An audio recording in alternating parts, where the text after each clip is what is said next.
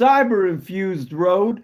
Good lovin', you know I have a truckload. How you doing tonight? All right, man. Dig this. A special live Saturday night bitch fest. Look at us bitching. So how cool. I guess I'm doing this live. This is my first trip, guys, so I really don't know what you're seeing or what we're doing, but I'm doing it anyway. So I am David, Michael, Elliot, David, and I am coming to you on a cyber-infused road.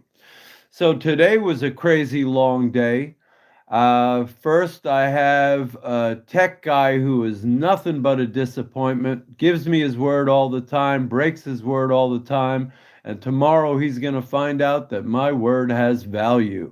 I am so sorry. I just hate that I have to let this guy go because he's such a good heart, but man, his word is just not worth anything. On the other hand, I found a producer extraordinaire.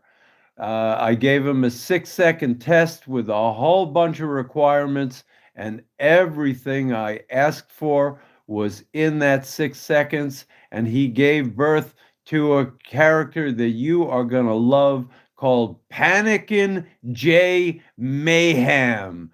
And Panikin' J is a 3'10" doll in a most beautiful, gorgeous outfit, and he is nothing but a troublemaker. He comes to life at night.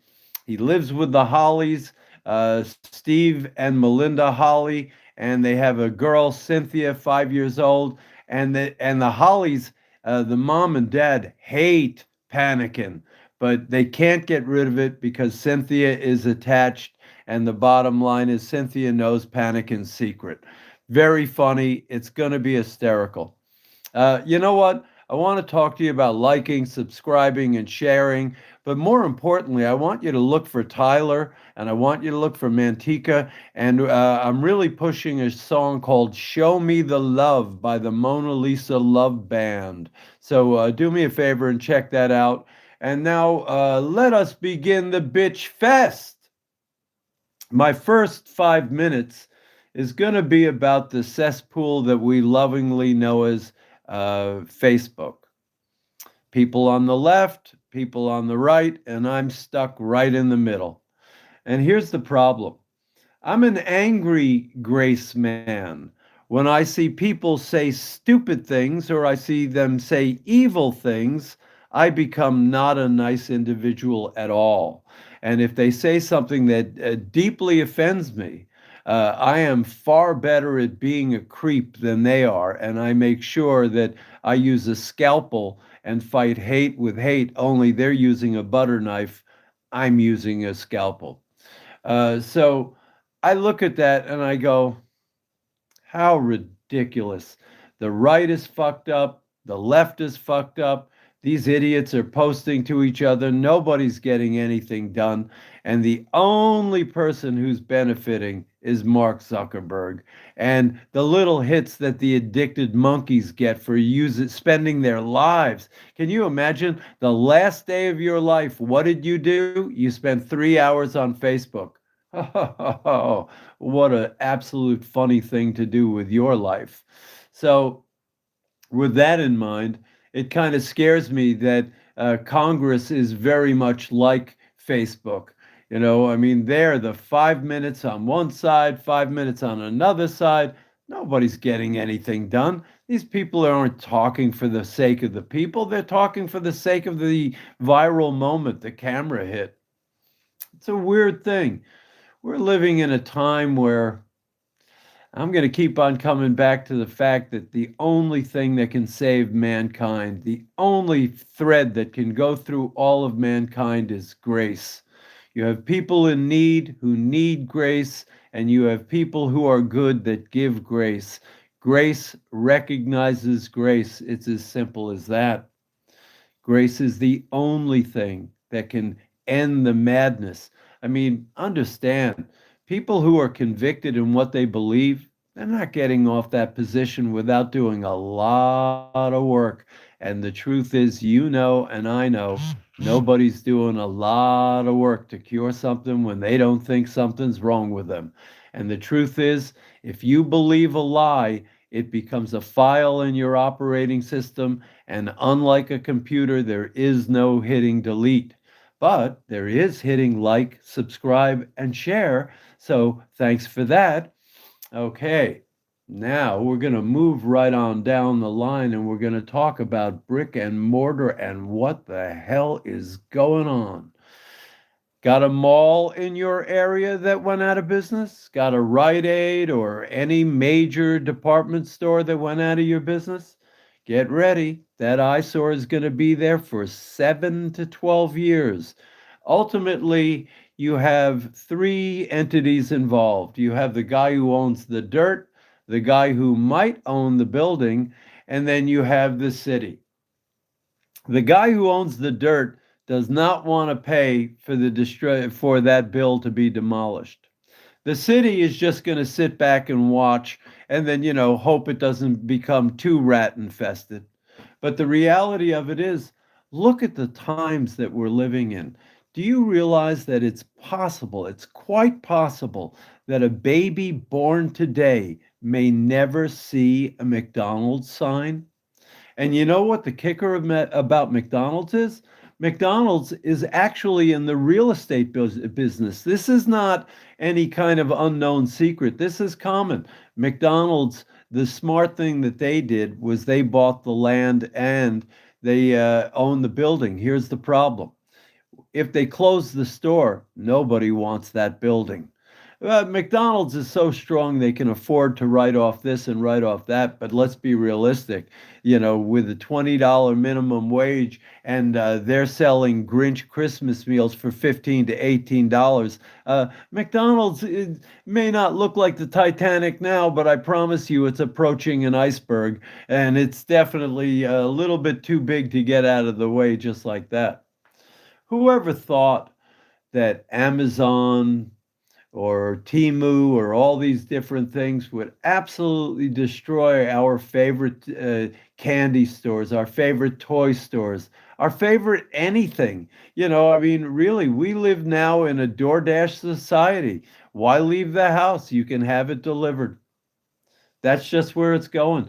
I've never picked up on door dashing.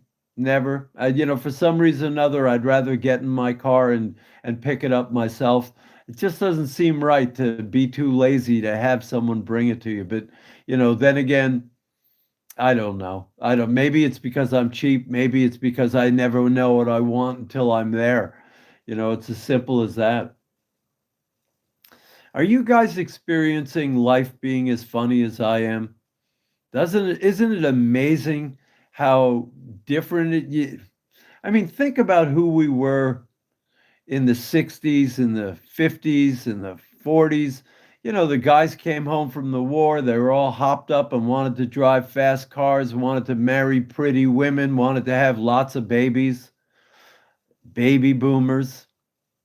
It's such an interesting thing what happens when wealth comes into a generation. The greatest generation, they weren't rich guys, but they became rich and then they had babies and they had the baby boomers and the baby boomers became rich. And what happens is rich graduates to soft men. When you don't have to fight like the greatest generation and like the early boomers, the bottom line is, mom and dad were rich and they just made your life easy. The backbone of America is completely changed.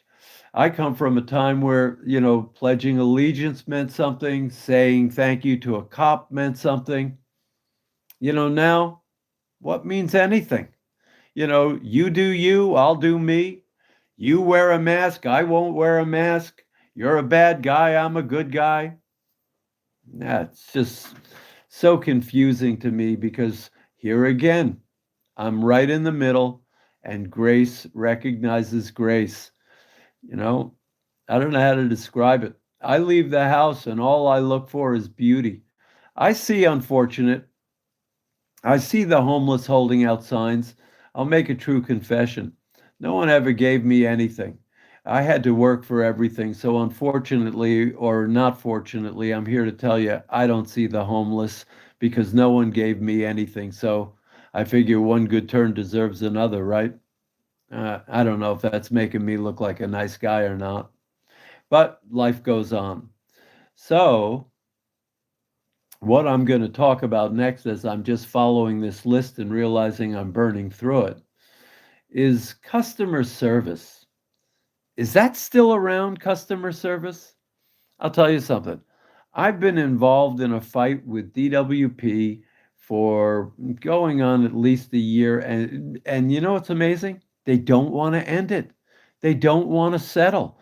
I mean, I can prove them absolutely wrong. You know, they're claiming a single man used 30,000 gallons of water in a month. I had an engineer check it out. He said if 30,000 gallons went through this house, it'd be floating downhill, and DWP does not want to talk about it. And all of this is over about $650. What has gone on in California is so oppressive. It's amazing to think that they're actually out to kill the middle class, and that the most beautiful state in the union, California, you cannot beat the weather here. Golf is a 12-month sport. You can't beat the weather. More people are leaving California than ever moved in California. In other words, more people are leaving California than are moving here. That's shocking. I'll tell you something. You talk about Hollywood, the home of movies, it's dying in California. California, along with I think it's 8 other states, and then there are 6 other states in trouble, and then there are 4 other states on the verge. You've got a total of 16 states that are a bit of out of kilter, and they are just making it so hard for the middle class. It's just shocking. You know, I live in Laurel Canyon, which I'll always call a middle class dump. You know, the thing that's interesting about Laurel Canyon is it's beautiful in its own right, but you know, we're in the hills, and building in the hills is a very expensive proposition. So no one is really going to do the McMansion routine here. What they'll do is they'll do extensive remodeling on their interiors. So that means that Laurel Canyon will not really change the way it looks. And it hasn't changed really the way it looks since about the 60s, because the truth is there just aren't any available lots here. You don't drive around Laurel Canyon and see building going on. You know, I mean, there are a handful of things, maybe. I can think of between me and Joni Mitchell's house, which is literally about a 10-minute walk downhill, straight downhill from where I am. There is only one house that has been redesigned. I mean, they kept the facade of it, but the rest of the house was gone. But that's to give you an idea. And lots that have been sitting without owners trying to sell, there might be 2 or 3 that they're actually trying to sell now. But for the most part, Laurel Canyon is spoken for. And here's the thing. You've got to be wealthy to move into Laurel Canyon, and that's no joke. Think about this. I mean, in the 60s, you could live up here for $150 a month. Yeah, I mean, Laurel Canyon, the reason why people lived up here is it was cheap. And I'll tell you something funny, is that this was really a no babies area, because if you had children up here, you were driving them up and down the hill. Who wanted to do that? You know, I mean, the bottom line is this was all artists, hippies, musicians, crazies, actors, you name it. Bottom line is the Wonderland K through 5 school, which is right on the corner of Wonderland and Lookout, became the top 5 school in LA Unified. As a result, all the hippies moved out, all the young kids moved in. So you've got 3 generations up here now. You've got the 30-year-old youngins whose grandparents didn't want to lose the grandchildren, so they helped them buy in. You've got the 50-year-olds who bought in when it was trendy to do it because of the school. And then you have the 60 to 80-year-olds who are the last of the Laurel Canyon hippies. They're here, but I guarantee you they're hiding in their houses. The amazing thing for me is that a couple of years ago I had my house painted. I stuck a 17 by 12 Mona Lisa on the side of it. You can't miss it. Bottom line is, I'm out on the street for 2 weeks while the house is being painted. And I am just amazed that there is a little soft parade of infant children learning how to walk because my street is fairly flat. So this is a great little training ground in the hill for kids to walk. So I'm outside for 2 weeks watching my house get done, and there's this soft parade of cuties, one right after another, and I'm going, oh man, it just made me realize not only has the neighborhood changed, it made me realize how much I absolutely adore children. So, or I should say, little tykes anyway. So that's what's going on in the canyon, and life has changed. And so, how did we get here? Wasn't I talking about customer service? Well, if I wasn't talking about customer service, I'm talking about it now. There is no customer service. I'll tell you something funny. I did get to Desiree, a manager at DWP, and she was angry and mean and everything. So I let her talk, and when she finally stopped talking, I think she was so relieved that I let her talk that she actually put her defenses down. I said a couple of funny things, and all of a sudden, mean Desiree turns out to be actually a very nice person. The bad news is she promised me the world, she never delivered, and the next time I talked to her, I called her back because she didn't call me. I had to bloody up someone in front of me to get to her. I get to her, and she expects me to be a perfect gentleman. She goes, Dave, why didn't you pick up the phone and just start talking nice to me? And I sat there and I said to her, well, if I didn't have to bloody the person you put in front of me to get to you, I might have done it. Listen, man, don't take shit from utility companies. They're going to give you shit. You're going to get a wrong water bill. Something's going on around here. I live in California. I can't begin to tell you the horror story that this place is. I mean, to really think more people are leaving than coming, it's just shocking. So, with that in mind, I'm going to move right on down to something that I am guilty of, and that is attention spans. I'm not a doom scroller because I'm in the business of creating stuff that I want you to doom scroll. The truth is, I have a vision of reinventing sales, and my vision is employing the fourth gift. And if you don't know, the fourth gift is giving. Giving is the fourth gift. It comes after the frankincense, the gold, and the myrrh. It came in a bowl, and the bowl said the fourth gift is giving. So we give. What I've realized is that our attention span has changed so much, and everything has changed so much that the way I've decided to sell is I'm not going to sell my product. I'm going to give my product away. Now, what is my product? I sell grace. That's what I do. I sell grace. And the truth is, there is no price tag on grace. Grace is free.